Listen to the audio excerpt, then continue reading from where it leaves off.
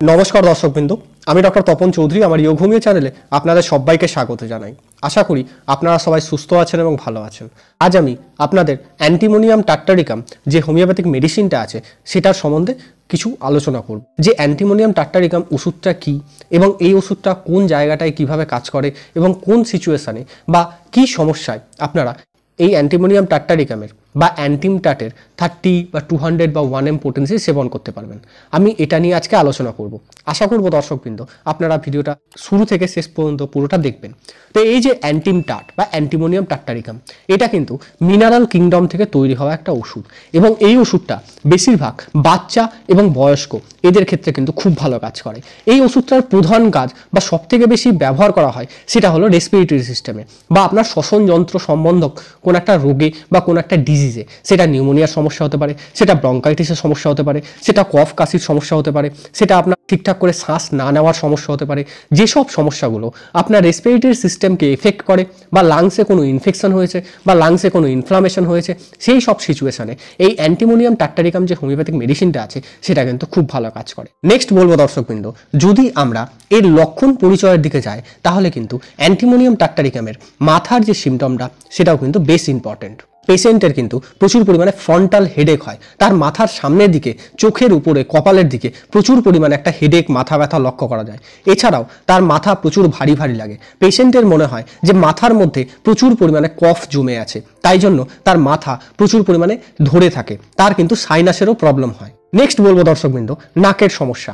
নাকের সমস্যাতেও আমরা দেখতে পাই যে পেশেন্টের কফ, কাশি বা নাক দিয়ে যে মিউকাস বেরোবে বা শ্লেষ্মা বেরোবে সেটা কিন্তু বেরোতে চায় না। পেশেন্ট বারবার করে চেষ্টা করে কিন্তু নাক থেকে সে মিউকাস বেরোতে বা বের করতে প্রচুর পরিমাণে ব্যর্থ হয়। নেক্সট বলবো দর্শকবৃন্দ, মুখের সমস্যা। মুখের ভিতরে অ্যান্টিমোনিয়াম টাট্টারিকাম হোমিওপ্যাথি ওষুধের যদি আপনারা পেশেন্টের জিভ দেখেন, দেখবেন যে জিভটা কিন্তু পুরোটা হোয়াইট কোটেড বা সাদা প্রলেপযুক্ত। যদি এরকম টাইপের পেশেন্ট আপনারা দেখতে পান বা আপনার যদি এরকম জিভ সাদা হোয়াইট প্রলেপযুক্ত হয়, তাহলে আপনি অ্যান্টিমোনিয়াম টাট্টারিকাম যে হোমিওপ্যাথিক মেডিসিনটা আছে সেটা সেবন করতে পারেন। কারণ তার যে লাংসে ইনফেকশন হচ্ছে বা তার যে লাংসে কোনো সোয়েলিং হচ্ছে, তার জন্য তার জিভে কিন্তু এই পরিমাণে একটা ময়লা পুরো একটা আস্তরণ পড়ে যাচ্ছে এবং সাদা ময়লা প্রলেপটা জিভের মধ্যখানে থাকবে বা মিডিলে থাকবে বা জিভের চারদিকেরটা হালকা রেড থাকতে পারে বা হালকা পরিষ্কার থাকতে পারে, ডেন্টাল ইমপ্রিন্ট থাকতে পারে। তবেই আপনি অ্যান্টিমোনিয়াম টাট্টারিকাম যে হোমিওপ্যাথিক মেডিসিনটা আছে সেটা কিন্তু সেবন করতে পারেন। নেক্সট বলবো দর্শকবৃন্দ, অ্যান্টিমোনিয়াম টাট্টারিকামের যদি আমরা অ্যাবডোমেনের সিমটম জানতে চাই বা পাকস্থলীতে কি করে কাজ করে এটা যদি জানতে চাই, তাহলে প্রথমেই বলবো যে এটা কিন্তু পেটে ব্যথায় বা পেটের সমস্যাতেও কাজ করে। তবে পেটের সমস্যাতে খুব ভালো কাজ করে সেটা হলো অ্যান্টিমোনিয়াম ক্রুডাম। কারণ অ্যান্টিমোনিয়াম ক্রুডামের অনেকটা সিমটম বা অনেক কিছু সমস্যা যেটা কিনা পেটের জন্য খুব ভালো কাজ করে। নেক্সট বলবো দর্শকবৃন্দ, এটা কিন্তু ব্যাকের সমস্যায় বা পিঠে ব্যথার সমস্যায় খুব ভালো কাজ করে। অনেক সময় দেখা যায় যে পিঠে ব্যথাতে এই অ্যান্টিমোনিয়াম টাট্টারিকাম খুব ভালো কাজ করে। পেশেন্ট এসে বলেন যে আমার পিঠে যেন খিঁচ ধরার মতো একটা বেদনা রয়েছে, ব্যথা রয়েছে।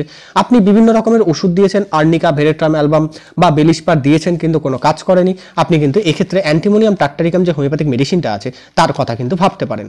নেক্সট বলবো দর্শকবৃন্দ, লাংসের সমস্যা বা রেসপিরেটরি সিস্টেমের সমস্যা।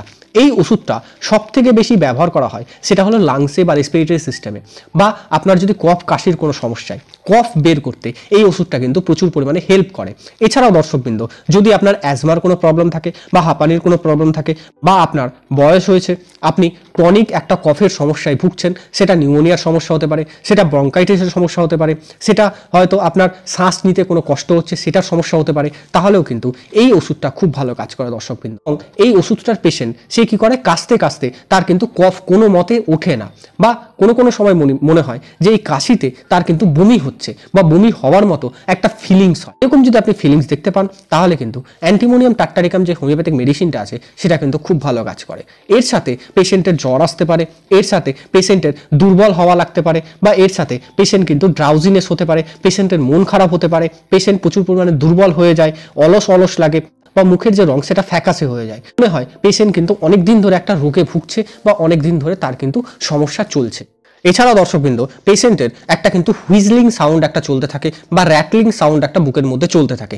সে যখন শ্বাস নেয় সে কিন্তু ঠিকঠাক করে শ্বাস নিতে পারে না, তার হাঁচি হতে পারে, তার শুকনো কাশি হতে পারে। নেক্সট বলবো দর্শকবৃন্দ যে এই ওষুধটার সমস্যাগুলো কখন বাড়ে কখন কমে। বাড়ে যদি বলি তাহলে প্রথমেই বলবো যে এর কিন্তু সমস্যাগুলো নাইটে বাড়ে বা রাতের দিকে বাড়ে। ঠান্ডা লাগলে এর সমস্যাগুলো বেড়ে যায় বা গরমের সময় এর সমস্যাগুলো বেড়ে যায়। সে যদি কোনো কিছু টক খায় বা দুধ খায় তার কিন্তু সমস্যাগুলো বেড়ে যায়। আর ভালো কখন লাগে? সে যখন কফটাকে ভালো করে তুলে ফেলে দেয় বা সে যখন খক খক করে কাশছে সেই সময়টায় তার যদি কফ উঠে যায়, এক্সপেক্টোরেট করে বা বের করে দেয়, তার কিন্তু খুব ভালো লাগে। যদি কোনো কারণে খাওয়ার পরে ঢেকুর উঠে তার কিন্তু খুব ভালো লাগে। এরপরে বলবো দর্শকবৃন্দ যে অ্যান্টিমোনিয়াম টাট্টারিকাম হোমিওপ্যাথিক মেডিসিনটার যদি আমরা কমপ্লিমেন্ট বলতে চাই তাহলে প্রথমেই বলবো যে ব্যারাইটা কার্প কিন্তু এর কমপ্লিমেন্ট হিসাবে খুব ভালো কাজ করে, ইপিকাক এর কমপ্লিমেন্ট হিসাবে খুব ভালো কাজ করে, ওপিয়াম এর কমপ্লিমেন্ট হিসাবে খুব ভালো কাজ করে। এছাড়াও দর্শকবৃন্দ ফলোজোয়েলের মধ্যে কিন্তু পালসেটিলা যদি দেখা যায় তার শ্বাস নিতে কোনো কষ্ট হচ্ছে, পালসেটিলা কিন্তু খুব ভালো কাজ করে। যদি দেখা যায় যে কোনো ফরেন বডি বা কিছু একটা তার লাংসের মধ্যে ঢুকে গেছে তার জন্য তার কফ কাশি হচ্ছে, তাহলে কিন্তু এর ফলোজোয়েলে সাইলেশিয়া খুব ভালো কাজ করে। এছাড়াও দর্শকবৃন্দ কেউ যদি ড্যাম্প ওয়েদারে থাকে বা ড্যাম্প ঘরের মধ্যে থাকে, তার যদি কোনো শ্বাসকষ্ট হয় বা তার যদি শ্বাসের কোনো সমস্যা হয় বা শ্বসন যন্ত্রীয় কোনো সমস্যা হয়, তাহলে কিন্তু টেরেবেনথিনা যে হোমিওপ্যাথিক মেডিসিনটা আছে এই অ্যান্টিমোনিয়াম টাট্টারিকাম হোমিওপ্যাথিক মেডিসিনের পরে এই টেরেবেনথিনা হোমিওপ্যাথিক মেডিসিনটা খুব ভালো কাজ করে। নেক্সট বলবো দর্শকবৃন্দ ভ্যারিওলিনাম যে হোমিওপ্যাথিক মেডিসিনটা আছে এর কিন্তু ফলোজোয়েলে খুব ভালো কাজ করে। এছাড়াও দর্শকবৃন্দ ফ্যারেঞ্জাইটিস বা ল্যারেঞ্জাইটিসের ক্ষেত্রে ফসফরাস খুব ভালো কাজ করে, ব্যারাইটা কার্প খুব ভালো কাজ করে, ইপিকাক খুব ভালো কাজ করে, চায়না খুব ভালো কাজ করে, সালফার খুব ভালো কাজ করে, পালসেটিলা খুব ভালো কাজ করে, সেফিয়া খুব ভালো কাজ করে, পস্টিকাম খুব ভালো কাজ করে, কার্বোভেজও কিন্তু খুব ভালো কাজ করে। এর কিন্তু খুব ভালো অ্যান্টিডোট হলো পালসেটিলা এবং সেফিয়া। নেক্সট বলবো দর্শকবৃন্দ যে এই ওষুধটার ডোজ কতদিন পর্যন্ত থাকে। এই ওষুধটা যখন আপনি একটা ডোজ গ্রহণ করবেন বা এই ওষুধটা যখন আপনি সেবন করবেন তখন কিন্তু এই ওষুধটার যে ডিউরেশন সেটা কিন্তু 20 থেকে 30 দিন পর্যন্ত থাকে। নেক্সট বলবো দর্শকবৃন্দ যে এই ওষুধটা কাফের জন্য বা কাশির জন্য আপনি কি করে সেবন করবেন। যদি দেখা যায় যে আপনার অ্যাকিউট কোনো সমস্যা আছে তাহলে কিন্তু এই ওষুধটার বা অ্যান্টিমোনিয়াম টাট্টারিকাম বা অ্যান্টিম টাটের 30 যে পোটেন্সিটা আছে সেটা কিন্তু আপনি 5 ফোঁটা করে দিনে 2 বার বা দিনে 3 বার 1 চামচ জলের সাথে খাওয়ার আগে কিছুদিন আপনি সেবন করতে পারেন। আর যদি আপনার ক্রনিক কোনো সমস্যা থাকে বা অনেক দিন ধরে কফ কাশির কোনো সমস্যা আছে তাহলে 5 ফোঁটা করে দিনে 2 বার 1 চামচ জলের সাথে খাওয়ার আগে আপনি যদি কিছুদিন সেবন করেন দেখবেন যে আপনার সমস্যাগুলো কিন্তু খুব তাড়াতাড়ি সমাধান হয়ে যাবে। যদি কোনো বাচ্চাদেরকে দেন তাহলে মনে রাখবেন 2 থেকে 3 ফোঁটা দিনে 2 বার বা দিনে 3 বার 1 চামচ জলের সাথে কিছুদিন যদি সে সেবন করে দিনে 2 বার করে খাওয়ার আগে তাহলে দেখবেন যে তার সমস্যাগুলো কিন্তু অনেকখানি ভালো হয়ে যাবে। তবে দর্শকবৃন্দ নিউমোনিয়ার কেসে অ্যান্টিম টাটের 30 পোটেন্সি খুব ভালো কাজ করে। এছাড়াও দর্শকবৃন্দ যদি অ্যাজমার কোনো সমস্যা হয়, যদি কফ না বেরোতে চায়, যদি দেখা যায় যে শ্বাস নিতে কোনো প্রবলেম হচ্ছে তাহলে অ্যান্টিমোনিয়াম টাট্টারিকামের 30 পোটেন্সি 5 ফোঁটা করে দিনে 2 বার কিন্তু আপনি সেবন করতে পারেন 1 চামচ জলের সাথে খাওয়ার আগে, তাহলে দেখবেন যে আপনার সমস্যাগুলো কিন্তু খুব তাড়াতাড়ি সমাধান হয়ে যাবে।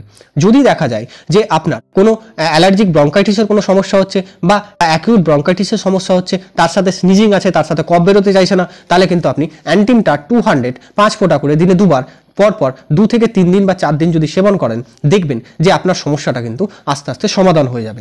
এছাড়াও দর্শকবৃন্দ এর 1M পোটেন্সিও সেবন করা যায়, এছাড়াও এর কিন্তু 10M পোটেন্সিও সেবন করা যায়। যদি আপনি হায়ার কোনো পোটেন্সি সেবন করেন অবশ্যই কাছের কোনো হোমিওপ্যাথিক চিকিৎসকের পরামর্শ নিন, তারপরেই কিন্তু এই ওষুধটা সেবন করুন। এর সাথে দর্শকবৃন্দ আপনারা কিন্তু BC6 বা বায়ো কম্বিনেশন 6 যে হোমিওপ্যাথিক মেডিসিনটা আছে সেটাও কিন্তু সেবন করতে পারেন। এতে কি হবে যে আপনার কফ কাশির যে সমস্যাটা সেটা কিন্তু আস্তে আস্তে খুব তাড়াতাড়ি সেরে যাবে। এই BC6 বা বায়ো কম্বিনেশন 6 আপনার যদি কমন কোল্ডের কোনো সমস্যা হয় বা আপনার যদি কফের কোনো সমস্যা হয় তাহলে কিন্তু খুব ভালো কাজ করে। এক্ষেত্রে 6টা করে ট্যাবলেট দিনে 3 বার খাওয়ার 15 মিনিট আগে বা 15 মিনিট পরে চুষে হাফ কাপ উষ্ণ গরম জল সহ যদি আপনি সেবন করেন এই অ্যান্টিম টাট ওষুধটার সাথে তাহলে কিন্তু দেখবেন খুব ভালো কাজ করে এবং আপনি খুব ভালো রেজাল্ট পাবেন। যদি আপনি বাচ্চাদেরকে দেন তাহলে 2 থেকে 3টে ট্যাবলেট দিনে 3 বার খাওয়ার 15 মিনিট আগে বা 15 মিনিট পরে চুষে হাফ কাপ উষ্ণ গরম জল সহ যদি তাকে খেতে দেন দেখবেন যে তার সমস্যাগুলো কিন্তু খুব তাড়াতাড়ি সমাধান হয়ে যাবে। আশা করব দর্শকবৃন্দ আজকের যে এই অ্যান্টিম টাট নিয়ে আলোচনা আপনার খুব ভালো লেগেছে বা উপকারে এসছে। যদি ভালো লাগে বা উপকারে আসে অবশ্যই ভিডিওটা লাইক, কমেন্ট এবং শেয়ার করবেন। আপনারা যদি কোনো জিজ্ঞাসা থাকে সেটা হোমিওপ্যাথি রিলেটেড হোক, সেটা মেডিসিন রিলেটেড হোক বা সেটা কোনো রোগ রিলেটেড হোক অবশ্যই আমাদেরকে কমেন্টে জিজ্ঞাসা করবেন। ভালো থাকুন, সুস্থ থাকুন, দেখতে থাকুন যোগমিয়া চ্যানেল। দেখা হবে আবার নেক্সট কোনো আলোচনায় বা নেক্সট কোনো টপিকে। আজকের মতো ধন্যবাদ, নমস্কার।